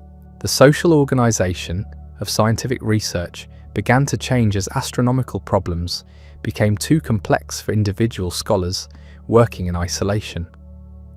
The model established by Copernicus of a solitary genius developing revolutionary theories through decades of patient observation and calculation gave way to collaborative enterprises involving multiple observers, calculators, and instrument makers. This transition toward collective scientific endeavor would prove crucial for the accelerating pace of discovery in the 17th century. The emergence of scientific correspondence networks allowed astronomers throughout Europe to share observations, exchange calculations, and debate theoretical questions with unprecedented speed and sophistication. Jesuit colleges, with their international organization and high educational standards, played a particularly important role in facilitating these scholarly exchanges.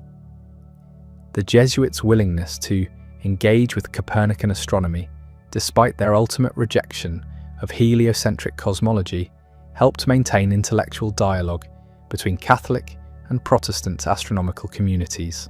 The gradual accumulation of observational evidence favoring heliocentric theory created mounting pressure on traditional authorities to develop more sophisticated responses than simple rejection.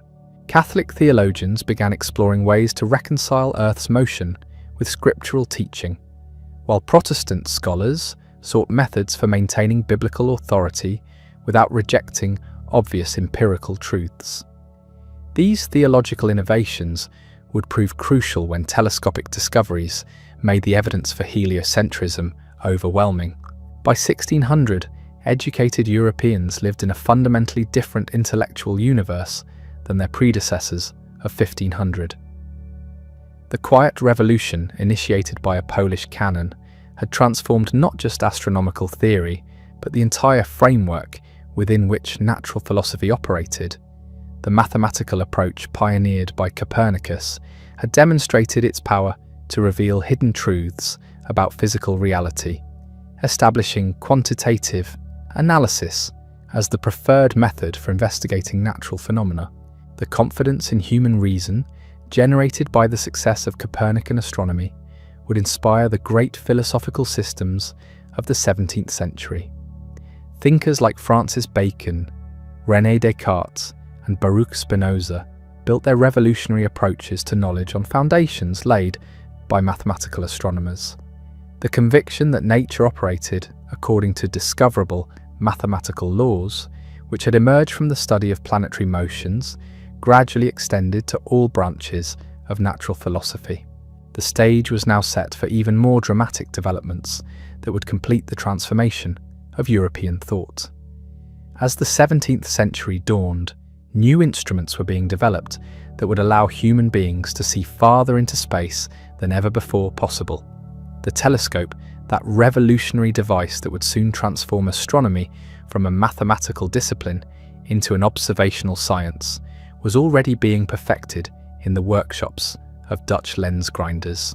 The man who would wield this new instrument most effectively was already at work in the Italian city of Padua, where Copernicus had once studied medicine. Galileo Galilei, professor of mathematics and devotee of Copernican astronomy, was preparing to turn his improved telescope toward the heavens and discover sights that would provide final, irrefutable proof that the Earth indeed moved around the Sun. The revolution that Copernicus had begun with such reluctance and trepidation was about to enter its most dramatic phase. The mathematical insights developed through pure reasoning were about to receive spectacular confirmation through direct observation. The cosmos that Copernicus had envisioned through the power of mathematical analysis was about to reveal itself to human eyes in all its magnificent reality. The age of modern astronomy was about to begin. About to begin. The dawn of the 17th century brought with it an invention that would forever alter humanity's relationship with the cosmos. In the workshops of Dutch spectacle makers, craftsmen experimenting with combinations of curved glass lenses had stumbled upon a device that could make distant objects appear dramatically closer.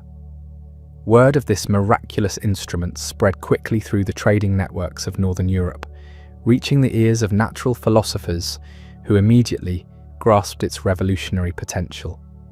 Among those who heard these rumours was a mathematics professor at the University of Padua, a man whose restless intellect and fierce devotion to Copernican principles would soon make him the most celebrated and controversial figure in European astronomy. Galileo Galilei had spent years teaching the mathematical complexities of planetary theory to students who struggled to envision the cosmic dance described in their textbooks. Now, in the autumn of 1609, he held in his hands an instrument that would allow human beings to witness that dance directly. Galileo's first telescopes were crude affairs, magnifying objects by only 3 or 4 times their apparent size. But with characteristic ingenuity, he set about improving the design, grinding his own lenses and experimenting with different arrangements until he had created instruments capable of magnifying distant objects by 20 times or more. These represented the most powerful optical devices ever constructed, opening windows into realms that no human eye had ever explored. On the night of January 7, 1610, Galileo turned his improved telescope toward Jupiter and made a discovery that would shatter the last defences of geocentric astronomy. Near the bright disk of the planet, he observed 3 small stars arranged in a straight line, 2 to the east and 1 to the west. This configuration was curious enough to merit further observation, but what Galileo saw on successive nights defied every expectation based on traditional astronomical theory. The 3 small stars were moving in relation to Jupiter, sometimes appearing on one side of the planet, sometimes on the other, sometimes disappearing entirely behind the planet's disk. Within a few nights of observation, Galileo realized that he was witnessing something unprecedented in human experience. These were not stars at all, but satellites orbiting Jupiter just as the Moon orbited Earth. Soon he discovered a 4th satellite, giving Jupiter a complete system of moons that provided a perfect miniature model of the Copernican solar system. The implications were staggering and immediate. For 15 centuries, critics of heliocentric theory had argued that if Earth moved around the Sun, the Moon would be left behind in space. The discovery of Jupiter's moons demonstrated conclusively that satellites could indeed accompany their primary bodies through space, maintaining their orbital relationships, even as the entire system moved through the heavens. The Earth-Moon system was not unique, but merely one example of a celestial arrangement that appeared to be common throughout the solar system. Even more devastating to geocentric astronomy was the simple fact that not everything in the heavens revolved around Earth. Here were 4 worlds that obviously circled Jupiter, following their own celestial choreography, completely independent of terrestrial concerns. The ancient assumption that Earth must be the centre of all celestial motions crumbled before the evidence of direct observation. If Jupiter could serve as the centre of orbital motion for its satellites, why could the Sun not serve the same role for the planets? Galileo's telescopic surveys revealed wonder after wonder that transformed humanity's understanding of the cosmos. The Moon, long celebrated by poets for its perfect smoothness and ethereal beauty, proved to be a rugged world of mountains, valleys, and vast circular plains that suggested geological processes similar to those operating on Earth. The Milky Way, that mysterious band of pale light that had puzzled observers since antiquity, resolved under telescopic scrutiny into countless individual stars, implying a universe far more populous than anyone had previously imagined. Venus provided the most decisive evidence for Copernican theory when Galileo observed it going through a complete cycle of phases similar to those of the Moon. In the geocentric system of Ptolemy, Venus should always appear as a crescent because it was supposed to remain between Earth and the Sun. But Galileo's telescope revealed Venus displaying every possible phase, from thin crescent to full disk, exactly as predicted by a Copernican theory for a planet orbiting the Sun at a distance greater than Earth's. The phases of Venus constituted smoking gun evidence that was impossible to explain within any geocentric framework. Even the most ingenious defenders of traditional astronomy could devise no mechanism by which Venus could show a full phase if it remained between Earth and Sun. The telescopic observations provided mathematical proof that at least one planet definitely orbited the Sun, making it logically impossible to maintain that all celestial motions were centered on Earth. The reaction to these discoveries split along predictable lines that reflected the broader cultural and religious tensions convulsing early 17th century Europe. Progressive mathematicians and natural philosophers embraced the telescopic evidence as final vindication of truths that Copernicus had glimpsed through pure mathematical reasoning. Conservative scholars and religious authorities, however, refused to accept observations that contradicted fundamental principles they had spent lifetimes defending. Some critics argued that the telescope created artificial images rather than revealing genuine celestial phenomena. The instrument was new, its optical principles poorly understood, and its reliability unproven. How could anyone be certain that the moons of Jupiter were real rather than optical illusions produced by flawed lenses? The very idea that human vision could be artificially enhanced seemed to violate natural order in ways that made telescopic observations inherently suspect. Other opponents took a different approach, arguing that even if the telescopic discoveries were genuine, they proved nothing about the structure of the solar system. Perhaps God had indeed created moons around Jupiter and phases for Venus, but this did not necessarily mean that Earth moved around the Sun. The divine creation was vast and mysterious, containing wonders that exceeded human comprehension without necessarily conforming to human theories about cosmic organization. The most sophisticated resistance came from Jesuit astronomers who possessed the technical expertise to verify Galileo's observations while maintaining theological objections to their cosmological implications.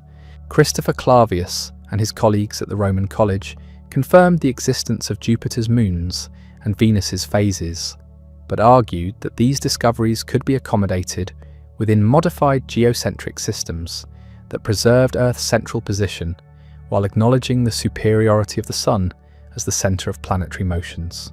These hybrid cosmologies most notably the system proposed by Tycho Brahe, placed Earth at the centre of the universe, with the Sun and Moon orbiting around it, while having all the other planets orbit the Sun. This arrangement could account for the phases of Venus and the moons of Jupiter while maintaining Earth's immobility, offering a compromise that satisfied observational evidence without completely abandoning traditional principles. Yet for Galileo and the growing community of Copernican astronomers, such compromises represented intellectual cowardice in the face of overwhelming evidence. The telescopic discoveries had revealed a universe that operated according to uniform physical principles rather than arbitrary theological requirements. If Jupiter could serve as the center of a satellite system while orbiting the Sun, then Earth could do the same. The mathematical elegance and observational confirmation of heliocentric theory made geocentric alternatives appear increasingly artificial and contrived. The cultural impact of the telescopic discoveries extended far beyond technical, astronomical debates. Europeans who had grown up imagining themselves at the center of a cozy, bounded cosmos suddenly found themselves inhabitants of an apparently infinite universe filled with countless worlds. The psychological adjustment required to absorb this cosmic perspective proved traumatic for many, generating the existential anxiety that would characterize much of 17th century literature and philosophy. John Donne captured this sense of cosmic vertigo in his famous lament that the new philosophy calls all in doubt. The stable hierarchies of medieval cosmology, which had provided comforting analogies for social and political order, dissolved before the evidence of telescopic observation. If Earth was merely one planet among others, what did this imply about human uniqueness and divine providence?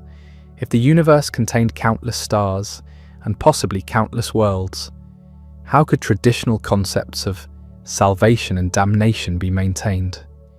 Yet the same discoveries that generated anxiety also inspired unprecedented confidence in human reason and scientific method. The telescopic confirmation of mathematical predictions demonstrated that human intelligence could penetrate the deepest secrets of nature through careful observation and rigorous analysis. The success of Copernican astronomy suggested that no natural phenomenon lay beyond the reach of scientific investigation, fostering optimism about human capacity for understanding and controlling the physical world. The practical applications of telescopic astronomy quickly extended beyond pure research into areas of immediate economic and military importance. Improved understanding of celestial mechanics enabled more accurate navigation, benefiting the global trading networks that were transforming European economies.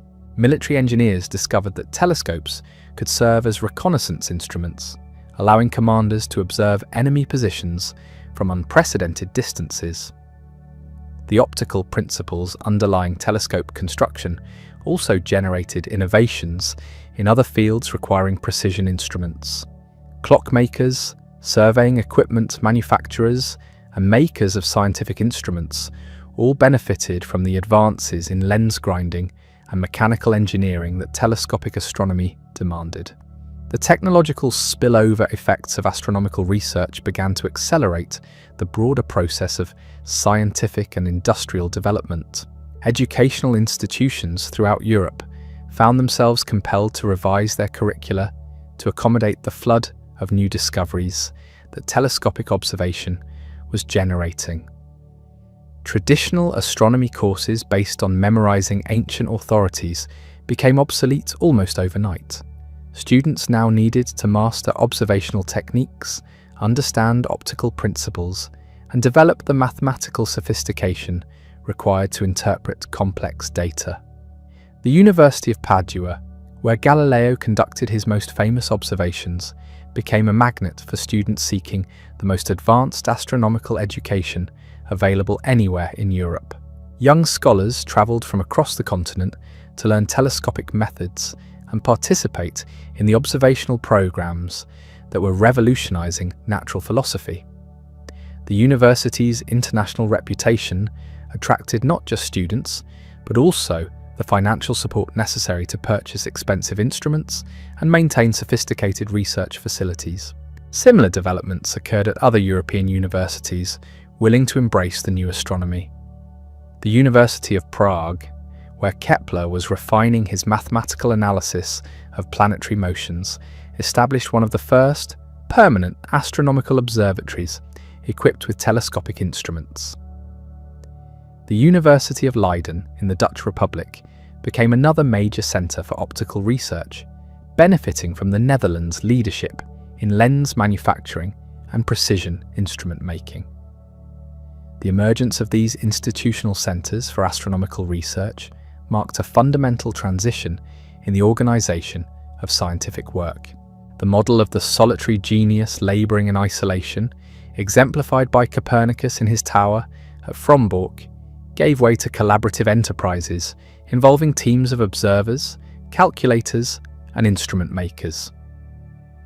This transition toward collective scientific endeavour would prove crucial for the accelerating pace of discovery throughout the 17th century.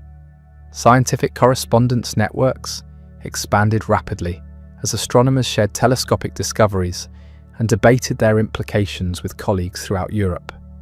The printing industry responded to growing demand for astronomical literature by producing increasingly sophisticated technical works that disseminated the latest discoveries to educated audiences. Popular accounts of telescopic wonders found eager readers among urban elites, fascinated by revelations about the nature of the cosmos.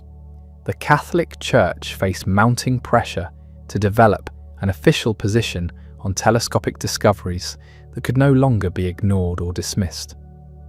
The Roman Inquisition, established to combat Protestant heresy, found itself grappling with scientific questions that had no precedent in ecclesiastical law.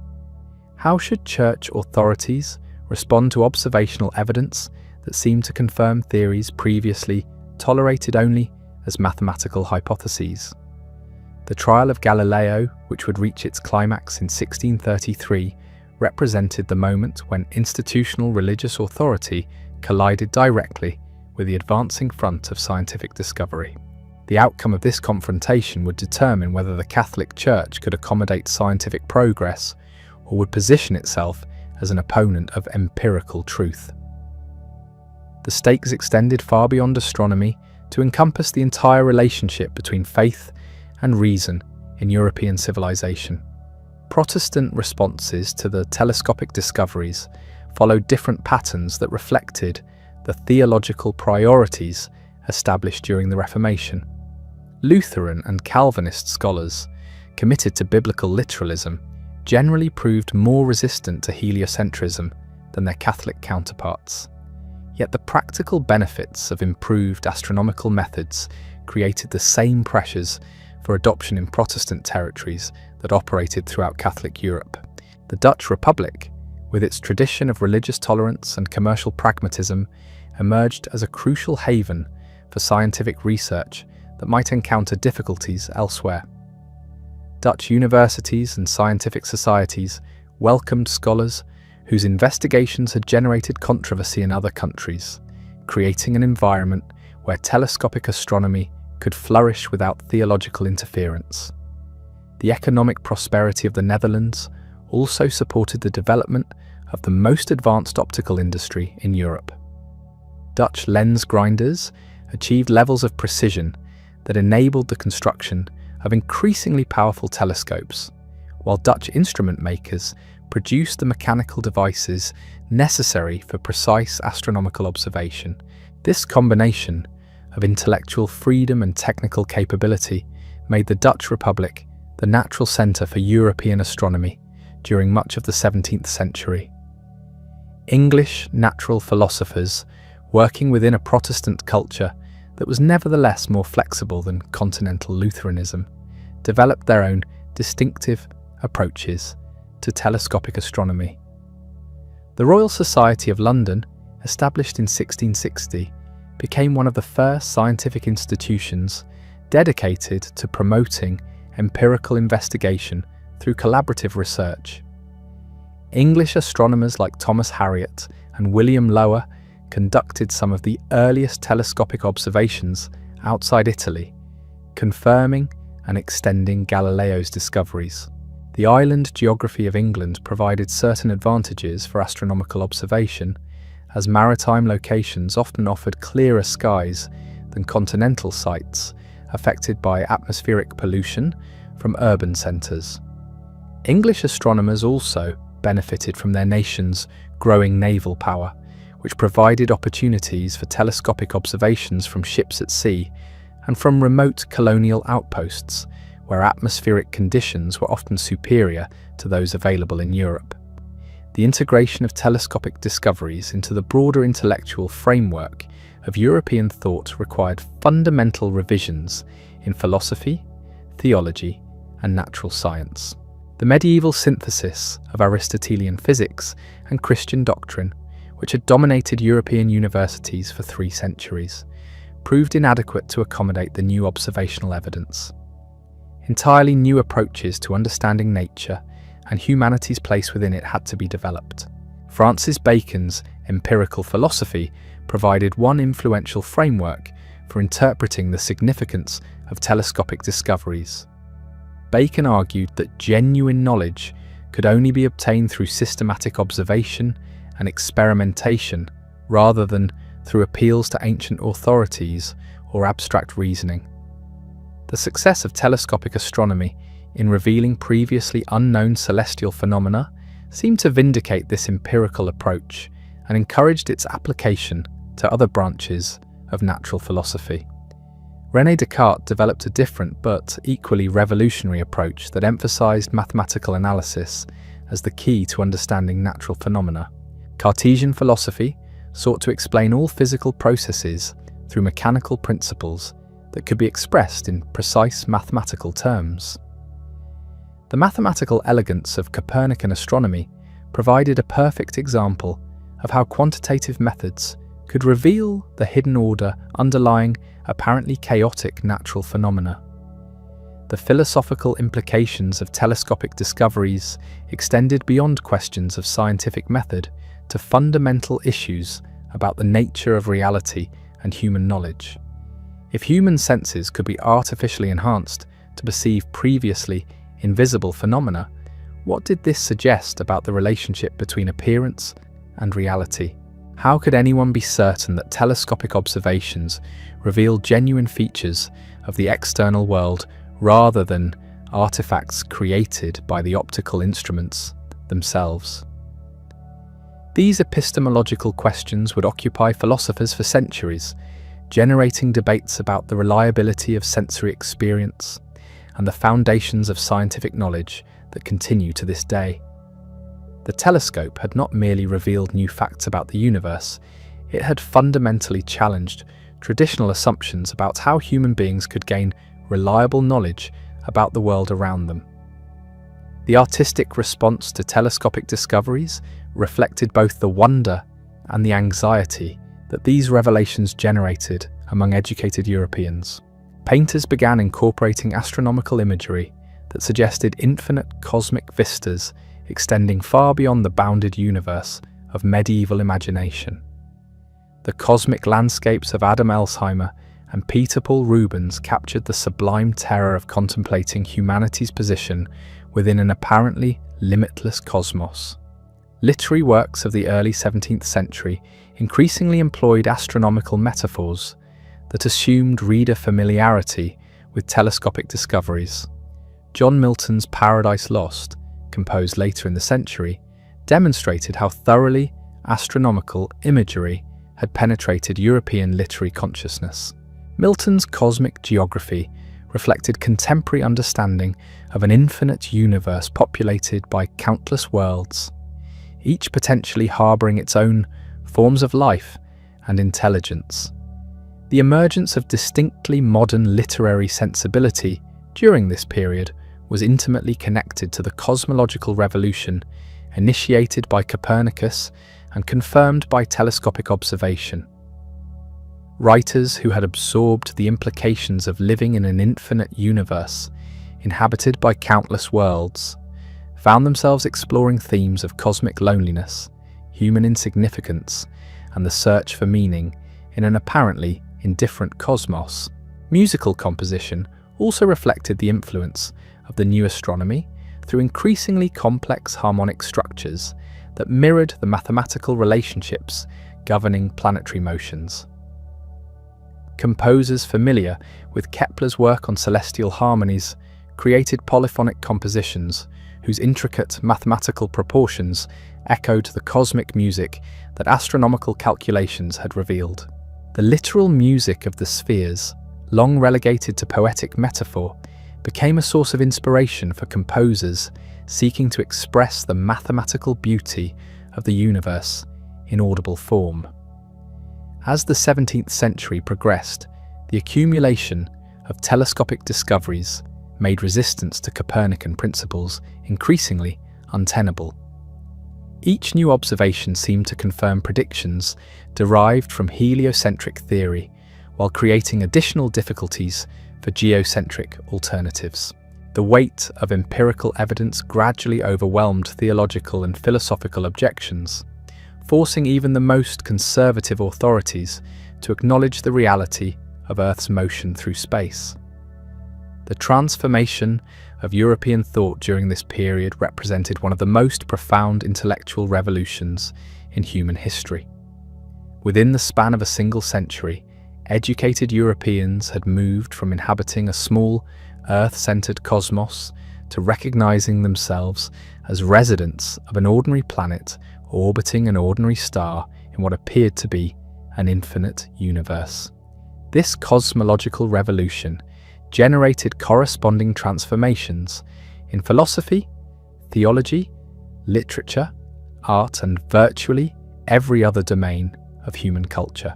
Yet the ultimate significance of the Copernican revolution extended beyond its specific astronomical discoveries to encompass the methodological innovations that had made those discoveries possible. The combination of mathematical analysis and empirical observation pioneered by Copernicus and perfected by his successors established the foundation for modern scientific method. This intellectual framework would prove capable of generating discoveries and technological innovations that exceeded even the boldest speculations of 17th century natural philosophers. And so we reach the end of our journey through the extraordinary life of Nicholas Copernicus, the quiet canon who changed everything. From that moment in 1543, when he held his revolutionary book on his deathbed, we have traced the path of an idea that transformed not just astronomy, but humanity's entire understanding of its place in the cosmos. Copernicus gave us more than a new model of planetary motion. He gave us the courage to question fundamental assumptions about reality itself. His legacy lives on every time we dare to challenge conventional wisdom in the pursuit of truth. The Earth still moves, and with it, the endless human quest for knowledge continues.